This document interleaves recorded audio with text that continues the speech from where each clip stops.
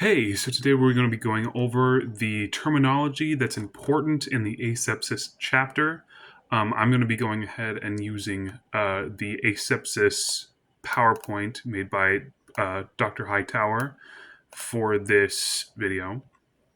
Um, so the first most important thing that we have to know when talking about asepsis is what the different types of infectious agents.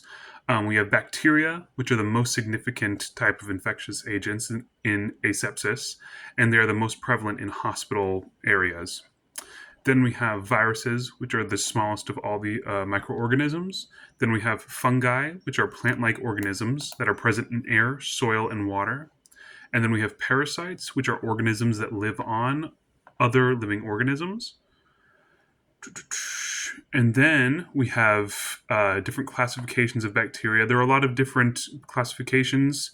We have cocci, which are spherical bacteria.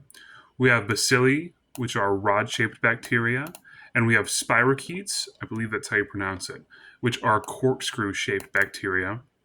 Then we also have gram-positive and gram-negative bacteria, which those two different those two different types of gram bacteria will show up in different gram stains.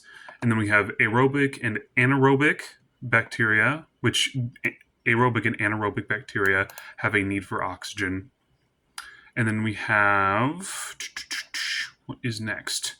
Then we have different chains of infections. So we have the etiological agent, which are microorganisms that are capable of producing an infection. That is an etiologic agent. Then we have a reservoir, which is the source of microorganisms. Then we have the portal of exit, which is the point of escape for an organism. Then we have the mode of transmission, which is direct contact, which some examples of the modes of transmission are direct contact, indirect contact, and airborne route. So direct contact would be like me touching you, and then airborne route would be like coughing on you and stuff like that. Then we have the portal of entry, which is any point where an organism enters a brand new host. Then we have susceptible hosts, which a susceptible host, is any individual who is at risk for an infection. So that could be because of an injury, because of health reasons, anything like that. Then we have the different stages of infection. We have the incubation period, which are organisms growing and multiplying. It's when they are spreading, basically.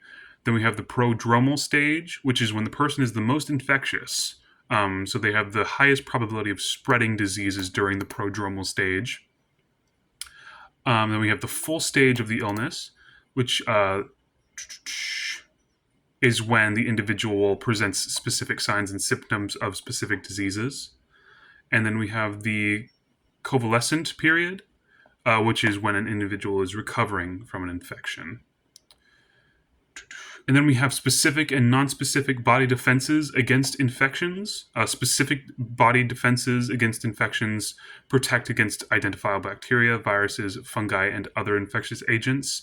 And non-specific body defenses protect against all microorganisms without discrimination. And I believe that is it. Again, I used Dr. Hightower's Asepsis Chapter 25 slideshow, and I also pulled some definitions from the book, but most of them were all in this PowerPoint. So I highly recommend, if you want to look into these definitions some more, going ahead and going on there to just get some more insight on them. Thank you.